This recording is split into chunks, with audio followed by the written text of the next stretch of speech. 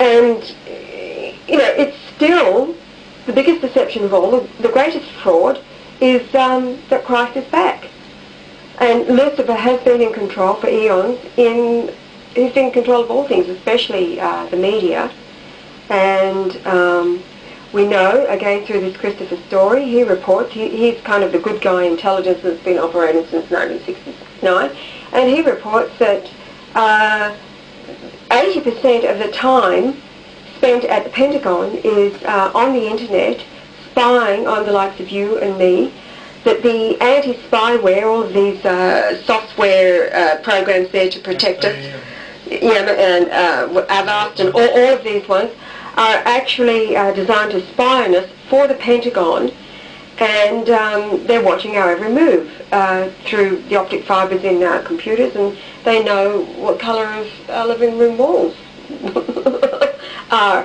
And he himself, as Christopher Story, uses by comparison, an extremely expensive software program to protect his computer, but he wouldn't use anything else because he knows that Pentagon is watching, and it's all their programs to spy on us. So we're kind of getting off the track here, and of course, talking about the silver screen and the cinema and this latest movie that's been released, the biggest theatrical hoax of all time has been the moon landing. And as you know, that it could never have happened and never will happen. Oh, and this relates back to the movie too, which is talking about space travel, like that the guys from Earth had to travel through space for something like 6 years to get to Pandora. Well, it can't happen because the Van Allen belt is a radiation belt above the Earth, and it's about 10,000 miles thick, and you're toast going through it. A nanosecond, once you're vaporized as a human being, and it was all about deception. One of the many hoaxes this last century. As you're all aware, Brian and I have taken the cure for AIDS and malaria and all blood-borne diseases, including cancer, into Papua New Guinea, where people are recovering from these things.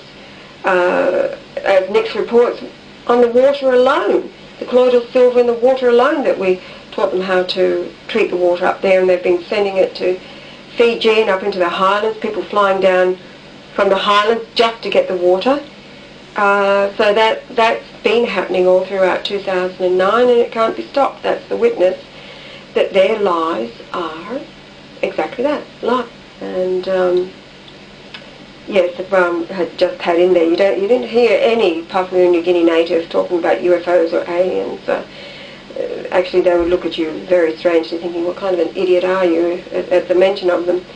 And that photograph you just saw in the last slide, of course, is David Cooper, the doctor, head of St Vincent's Hospital in Sydney, and he was a stooge who was interviewed by the ABC television the same time they interviewed us, and yes, he named every one of the electromagnetic treatments that we were using, but categorically says they do not work.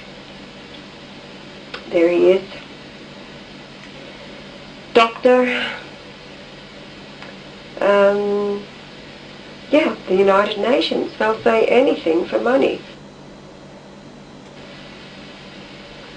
Yes, the winds of change have begun. Winds of change have certainly begun to turn against them.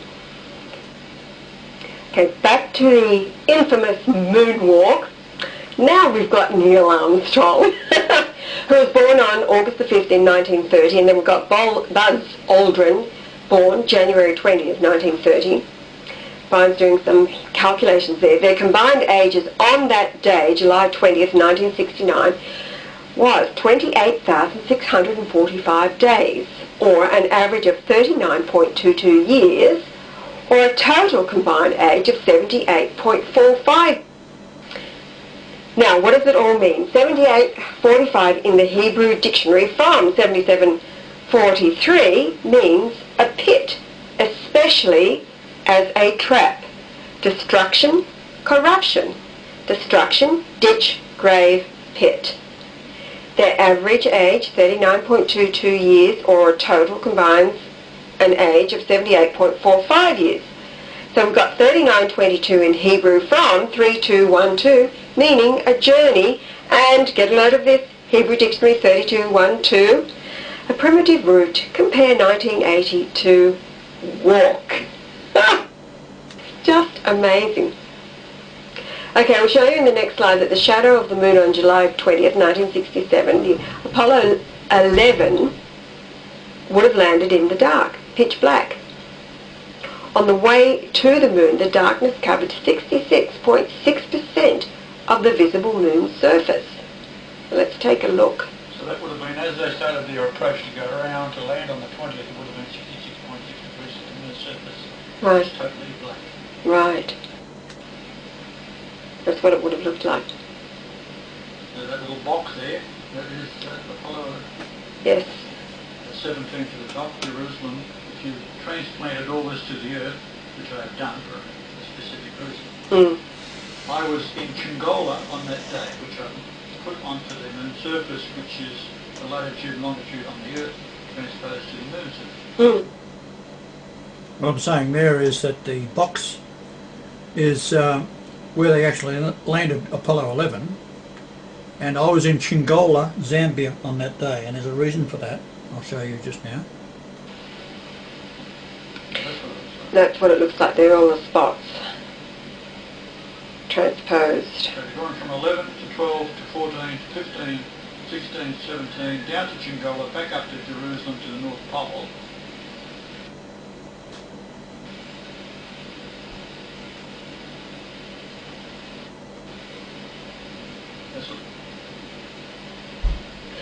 Alright. The lunation pinpoints that the Apollo, meaning Lucifer, must plan the landing to be in the dark, as a message for those in high places aware of the stealth, deception and monetary fraud ripping off billions. This whole fraud was brought about to steal billions and billions of dollars that did not go into landing on the moon in a space expedition. It went in, a small portion of it went into making a very bad B-grade movie in a studio, and the rest of it was stolen. And it was diverted into war arms programs by the Pentagon and their contractors. The movie was made in MGM Studios in London. And, yeah. Brian, why was he in Chingola on that date, July the 20th? Yeah. And you go from Apollo 11 to Apollo 12 to 14, because 13 was aborted, to 15 to 16 to 17 to Chingola, to Jerusalem, then to the North Pole is 5547 miles, which is in the Greek concordance the word spells out Christ. That's what it's all about. That's why I was on that date in Chingola, Zambia.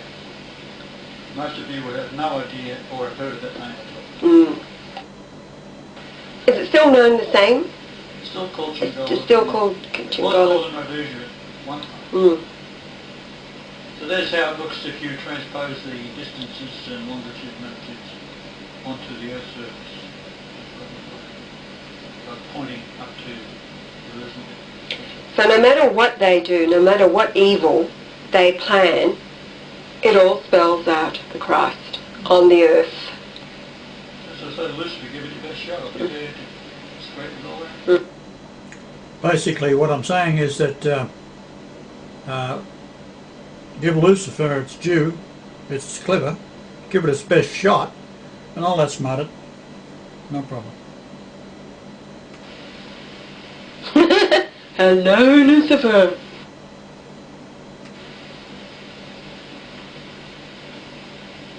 Now, the point here is if they had landed on that point, and they was just as the light was going across the lander, the length of the shadows would be hundreds of feet long. But when you look at this, you see that there's the flag waving. in the wind, in the wind. as When- the shadow of the flag is only